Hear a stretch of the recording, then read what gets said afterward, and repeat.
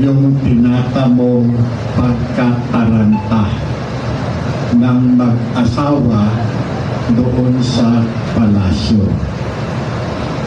Itong napakalaking pagkilos na nakatakdang gawin bukas, ang fearless forecast ng aking mga kasamahan ay maaaring magresulta sa pagpapakamatay.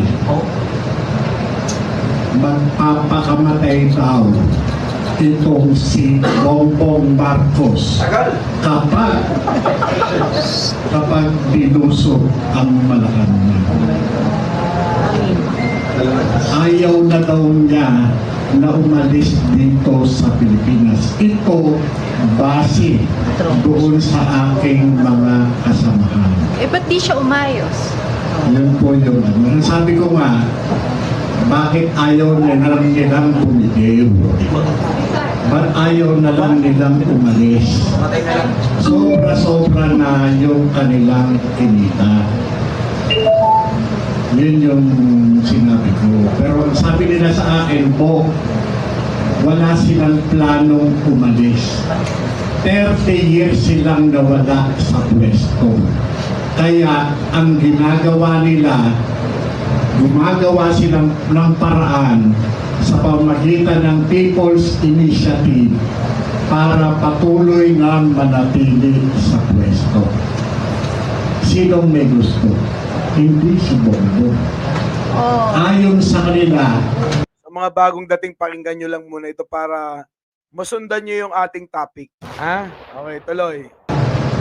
Sa takbo ng mga galawan, yung pinsan at yung asawa ang nagmamakinarya.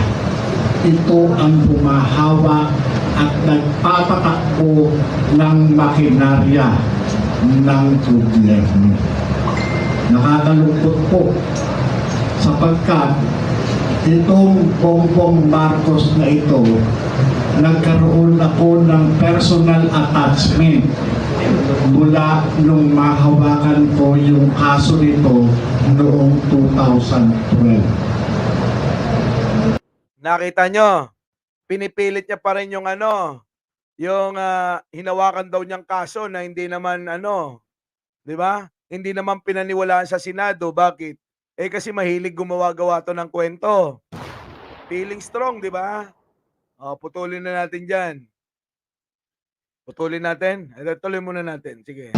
Doon lang po ako nagkaroon ng interes sa isang Bongbong Marcos mula nung mahawakan ko yung kaso at unang-unang salaysay.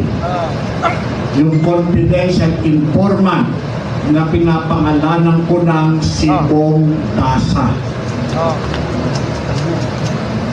Yung Bong Dasa, patay na yun. Marami kaming na-extract na information patungkol. Diba, magaling talaga magsinungaling, diba? Idadamay niya yung mga hindi na makakapag-testify. Bakit? Patay na eh. So, syempre, pwede nang idamay. Diba? Hindi na makakapagsalita kung totoo, hindi sinasabi ni Kalbo. Dito kay Bongbong Marcos. Pero, ang nakakalungkot ay yung pagtanga-tangahan ng ating mga law enforcement units. Meron tayong NBI, dating Tucon. Meron tayong Director General ng PIDEA, dating miyembro ng PNP Special Action Force. Meron tayong PNP na galing doon sa graduate ng Philippine Military Academy.